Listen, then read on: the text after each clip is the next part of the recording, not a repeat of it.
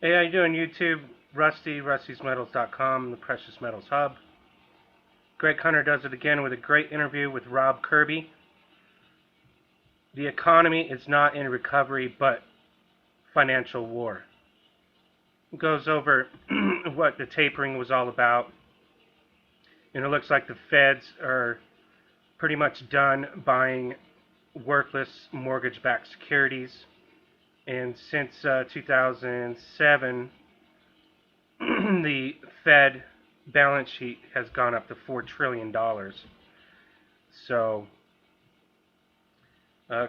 they might be done buying those worthless assets, and that was what the tapering was all about. They go over the real inflation rate, which is closer to 9%, and how the feds lied, and the government estimates are all faked and rigged and contrived. And there's a warfare going on between Keynesians who like to print money and free market economists, and how a 0% interest rates incentivize consumption and people don't save money. And countries around the world are figuring out that all of their currency problems are basically because the dollar is pegged at 0% interest rates. And because they're tied into it to a world economy, people are ditching the dollar, and we may see hyperinflation because of this. Because as countries start buying more and more gold, paper gold from the feds may not be deliverable into physical, and as soon as the banks cannot deliver physical gold and their paper gold contracts keep stacking up, we could see a economic collapse. And Rob Kirby seems to think that that is the catalyst to a debt reset. And whether or not the economy can still be saved, he doesn't know. But it doesn't seem that way because we keep printing money. Countries around the world are ditching a dollar. And we just keep digging deeper into this debt hole. And the propaganda still exists out there. The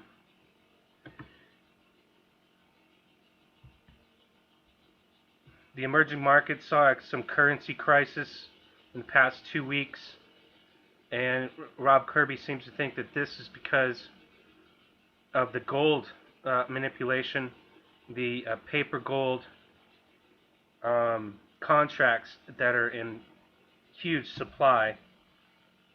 But here's a little propaganda from Bloomberg. On the phone with this, there's no way, a senior strategist at Securities. Overall earnings will see double-digit growth, and that tells me that the current slump in stocks is too much. He says on the phone, January 31st, stimulus tapering in sync with U.S. economy recovery should be able to give confidence back to the markets. There is the tapering has nothing to do with economic recovery. There is no economic recovery. Propaganda. These senior strategists has no idea of what's going on. It's mind-boggling, actually. Here's another. Jack Lew, U.S. about to default on its debt. He's basically saying that we need to raise the debt ceiling. Or there will be a devastation and government shutdown like there was last year, which it wasn't really a shutdown. They just shut down the national forest, pissed everybody off, and it was like 15% of the whole federal government was shut down, and it's just a big show. It's like a big theater. Anyways, they want to raise the debt ceiling again, And how's that? That's Keynesian, right? They want to print more money, raise the debt limit, so they can spend it all, and then hand out bonuses to all their friends. It's this, this is such a, it's like the Twilight Zone. Nothing makes sense anymore. So then I saw this from another guy that reported on this. Is your money safe in the bank? Well, basically no. Because if your money is in the bank actually thinks it's their money. And they actually use it in fractional reserve banking. They take your money and your deposited money, they take a fraction of it and put it into savings, and the other, they use it to loan out to other people. So it creates this big, giant Ponzi scheme. So basically, this is about a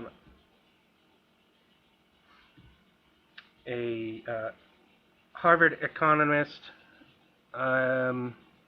basically saying, Bank of America is going to see some bank runs, and he's going to take out his $1 million. Now, I don't know how he's going to take his $1 million out, because I know for a fact if you wanted to take out 15,000, they won't let you.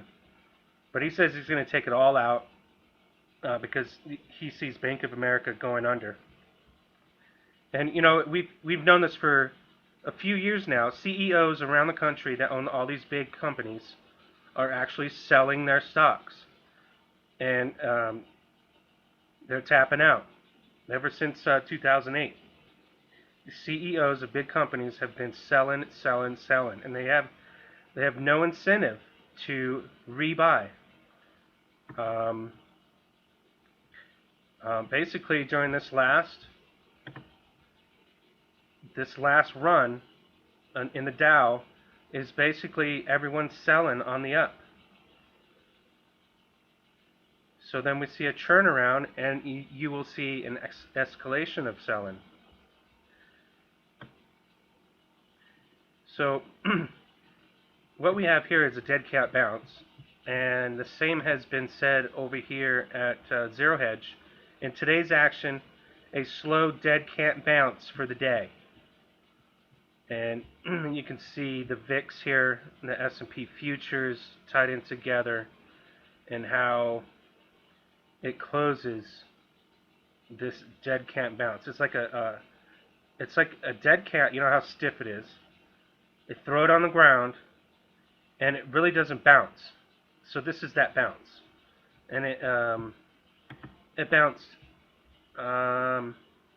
It says today it closed at 72 points up, but I think it closed. This might have some after hours stuff in it. Basically closed 33 points or something like that. I didn't watch it too closely, but since, let's call it 1660 the high, it is down a little over 1,000 points. So then we have this little dead cat bounce, and what's important to see is this on the daily chart. This is the 200 moving average. That's the long-term trend, and it dipped below it today. Looking at the weekly, I stated before that if we go below this blue line, we will see much further drops, and it looks like we will. I mean, look at these stair-stepping downs and then a bounce, stair-stepping and a bounce. Look at this, a huge and then a double bottom bounce. I thought this was going to break down back in August, but here we are. Huge. This is not a stair step. These are all reversal pattern candles for the week, and they went on for 1, 2, 3, and then we had a bearish encompassing, and then a continuation, here we are on this week, and it'll be Wednesday tomorrow, and it looks like we're going to have much further downtrend. Then again, in the precious metals, here's from JM Bullion, and you can pick up some gold, and there's links on myrustysmetals.com. Basically, for the week, gold stayed about the same. Silver dropped well below the 20 mark, and I think anything above 20 in the silver market is very good. Below it, I think we're still in a bearish territory. It needs to stay above 20 and then move further up to change this trend. So that hasn't happened yet. Everyone's looking for it to happen, and the Germans still can't get their gold and silver. As stated before, 3 prominent bankers have been found dead. The last one in Tacoma, Washington, found on the side of the road, I guess with a bullet wound. These people either suicided or killed themselves, or both. Who knows? We'll never know. But here's 3 prominent bankers have been found dead in apparent suicides within a span of 1 week, leading some market watchers to speculate on what it could be that has them spooked. Well, Germany can't find their gold, and speculation is U.S. people's gold is gone. And so, I mean, if they knew something, time to tap out, you know? Time to pay the piper? I don't know. Germany's on the hot trail, though. Where's their gold? The Nikkei is down.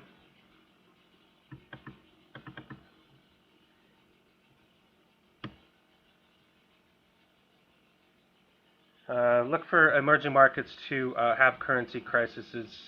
Turkey had to raise their interest rates to save their currency, stuff like this. Japan is a much worse situation. They keep printing, and you know that's how they think they're going to get out of it. Well, actually, they don't think they can get out of it that way, but that's been the policy because, you know, U.S. banks are in control. Not for long, according to Rob Kirby. On the lighter news,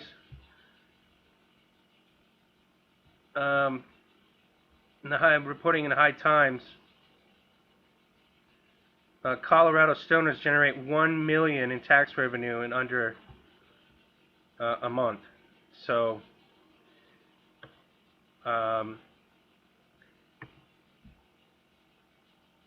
states are going to see this. Municipalities are broke. The bond market is going to pop, and you might as well start generating revenue somehow. C-SPAN just recently, how the president and the feds are getting closer to decriminalize marijuana use and to make it basically legal. But, you know, I'll see it when I believe it, but I don't think it'll happen from them. It'll take the 10th Amendment, and in this video, 10th Amendment and industrial hemp, iHemp, I go over some facts that marijuana's illegal because of hemp, industrial hemp, because it causes a competitive advantage over oil products, textiles, paper products. And back in the day, the propaganda was that marijuana was evil, and they made marijuana illegal, and then hemp was illegal because it looked too much like, or hemp was then illegal because it looked too much like hemp. So anyways, thanks for visiting. Visit my site and buy some gold and silver. Thank you.